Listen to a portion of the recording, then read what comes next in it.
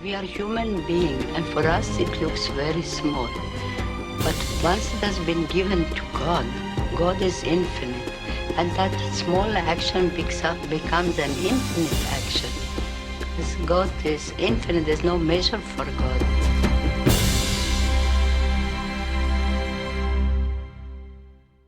Hello दोस्तों, आज की वीडियो में हम बात करेंगे मदर टेरेसा के जीवन के कुछ किस्से जो आप शायद ही जानते होंगे। मदर टेरेसा का जन्म 26 अगस्त 1910 को स्काप्जे नामक जगह में हुआ था, जो अब मैसेडोनिया गणराज्य में है। सन 1928 में जब मदर टेरेसा महज 18 साल की थी, उसने अपने परिवार को छोड़ के अपने जीवन को समाज सेवा के लिए समर्पित किया। इसके पश्चात उसने अपने परिवार को कभी नहीं देखा। Mother Teresa Roman Catholic Sadhvi थी, जिन्होंने सन 1948 में स्वेच्छा से भारतीय नागरिकता ले ली थी। अपनी पहचान के तर्क पे मदर टेरेसा ने कहा था, खून से मैं अल्बानियन हूँ, नागरिक के तौर पे मैं भारतीय हूँ, मेरे विश्वास से मैं एक कैथोलिक साध्वी हूँ, बुलाहट से मैं दुनिया की हूँ, दिल से मैं यीशु की। इन्होंने सन 1950 में कोलकाता में मिशनरीज ऑफ चैरिटी की स्थापना की। 45 सालों तक गरीब, बीमार, अनाथ और मरते हुए लोगों की इन्होंने मदद की और साथ ही मिशनरीज ऑफ चैरिटी के प्रसार का भी मार्ग प्रशस्त किया। सन 1970 तक वे गरीबों और असहायों के लिए अपने मानवीय कार्यों के लिए प्रसिद्ध हो गए। इन्हें सन 1979 में नोबेल शांति पुरस्कार और सन 1980 में भारत का सर्वोच्च नागरिक सम्मान भारत रत्न प्रदान किया गया। मदर टेरेसा के जीवन काल में मिशनरीज ऑफ चैरिटी का कार्य लगातार विस्तृत होता रहा और उनकी मृत्यु के समय तक यह 123 देशों में 610 मिशन नियंत्रित कर रही थी। इसमें HIV, एड्स, कुष्ठ और तपेदिक के रोगियों के लिए धर्मशालाएं एवं घर शामिल थे और साथ ही सूप, रसोई, बच्चों और परिवार के लिए परामर्श कार्यक्रम, अनाथालय और विद्यालय भी थे। आइए जाने 4 किस्से जो दिल को छू लेता है। पहला, मदर टेरेसा की नम्रता और सेवा भाव। एक दिन की बात है जब कोलकाता के अनाथालय में बच्चों के लिए पर्याप्त भोजन नहीं था। अनाथालय सबके लिए भोजन देने में असमर्थ था क्योंकि बच्चों का तादाद बहुत ज़्यादा भी था। वो झुलसाने वाली भीषण सूर्य की गर्मी में सड़क पर चलते हुए जा रही थी। सामने एक दुकान दिखा, वो उस दुकान पर जाती हैं और दुकानदार से उन असहाय बच्चों के लिए कुछ मदद की विनती करती हैं। मदद की आशा में वो अपने हाथों को आगे बढ़ाती हैं और कहती हैं उसको अपने बच्चों को भोजन देना है, अन्यथा वे भूख से मर जाएंगे। वह दुकानदार, जो पहले से ही उनके कामों के विरोध में था, क्रोधित हुआ और उनके हाथों में थूक कर मदद ना करने की अपनी प्रतिक्रिया जाहिर किया। इस पर उसने अपनी साड़ी के पल्लू से अपने हाथ को पोंछा और बड़ी शांतता और नम्रता के साथ बोली, आपने जो मुझे दिया इसके लिए मैं आभारी हूँ। अब मैं आपसे आग्रह करती हूँ, मेरे अगले हाथ में भी ना थूके, वरन मेरे बच्चों के लिए कुछ दें। वो दुकानदार उनकी नम्रता से बहुत प्रभावित होता है और दंग रह जाता है। वो माफ़ी मांगता है। दुकानदार के लिए वो घटना आंखें खोल देने वाला क्षण था। उसके पश्चात वो व्यक्ति उस अनाथालय की मदद के लिए अपना भरपूर सहयोग देता है। ये स्त्री जो सफ़ेद साड़ी, जिसका नीले रंग का पल्लू है, ये कोई और नहीं, असहाय लोगों की संत मदर टेरेसा है। दूसरा, निर्मल हृदय अस्पताल की स्थापना। इस साध्वी ने बहुत विरोधों का सामना करते हुए कलकत्ता में एक अस्पताल खोली थी, जिसका नाम था निर्मल हृदय एवं मरने वालों का घर। क्या आपको पता है इस अस्पताल को खड़ा करने की प्रेरणा या मनसा मदर टेरेसा में किस घटना के द्वारा आया? आइए हम सुने इस घटना का विवरण। एक दिन बहुत वर्षा हो रहा था, सड़कों में पानी भर रहा था। इस परिस्थिति में चलते समय मदर टेरेसा अपने पैर के करीब कुछ अनुभव करती हैं। जब वो नीचे दृष्टि करती हैं, तब एक कोढ़ से ग्रसित बूढ़ी महिला को पाती हूँ। उसका हालत नाजुक है, लेकिन श्वास अभी भी चल रहा है।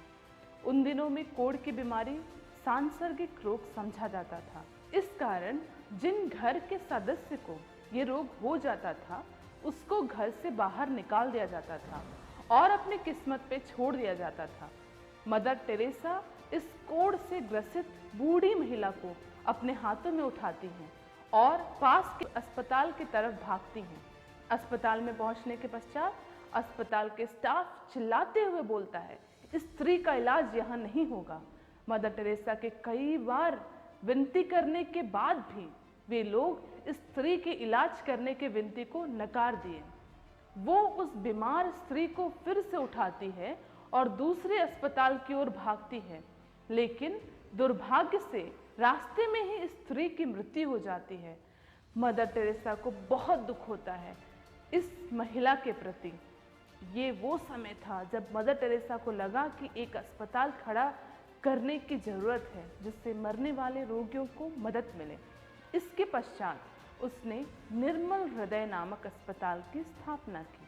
तीसरा, विरोध। निर्मल हृदय नामक अस्पताल की स्थापना के पश्चात कुछ लोग थे जिनको लगा कि मदर टेरेसा बीमारों के धर्म परिवर्तन कर रही हैं, जिनके कारण बहुत विरोध हुआ। निर्मल हृदय अस्पताल के एम्बुलेंस जो रोगियों को ले जा रहे थे, उनमें पत्थर फेंके गए। बलवा करने वालों को कम ही पता था कि एक सांत्वी मसीह के प्रेम से भर के बीमारों और असहायों की मदद के लिए आगे निकली हैं। विरोध करने वाले पुलिस अफसर के पास जाते हैं और आग्रह करते हैं कि अस्पताल में जाकर देखें कि वहाँ क्या हो रहा है और वो क्या कर रही हैं। पुलिस अफसर अस्पताल के अंदर प्रवेश करते हैं और दृष्टि करते हैं तो देखते हैं वास्तव में रोगी खुश हैं और वे मेल मिलाप के साथ जी रहे हैं। वे देखते हैं मदर टेरेसा एक एक करके रोगियों का देखभाल कर रहे हैं। वे देखते हैं कि वो एक घायल व्यक्ति जिनके घुटनों में काफ़ी चोट है, उसके तरफ बढ़ती हैं। पहले वो उसके घाव को साफ करती हैं, फिर उसमें दवा लगाती हैं। इतना ही नहीं, वो उसको सांत्वना देती हैं और कहती हैं जल्द ही दर्द कम हो जाएगा। इन सारे चीज़ों को देखकर पुलिस अफसर भौचक्का रह जाता है और सोचता है कि कैसे ये ऐसा कर पाती हैं। कोई किसी से जिसको वो जानती भी नहीं इतना प्रेम कैसे कर सकती हैं।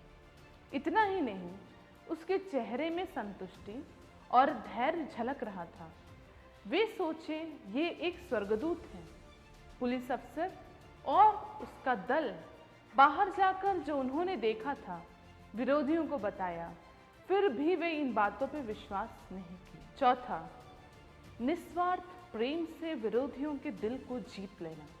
अगले दिन मदर टेरेसा एक व्यक्ति को देखती हैं जो जमीन पे पड़ा हुआ था और भीड़ उसको घेरे हुए था। ये व्यक्ति अपने कंधों पे जनेऊ को पहना हुआ था, जो इस बात को प्रमाणित करता था कि वो एक ब्राह्मण व्यक्ति है।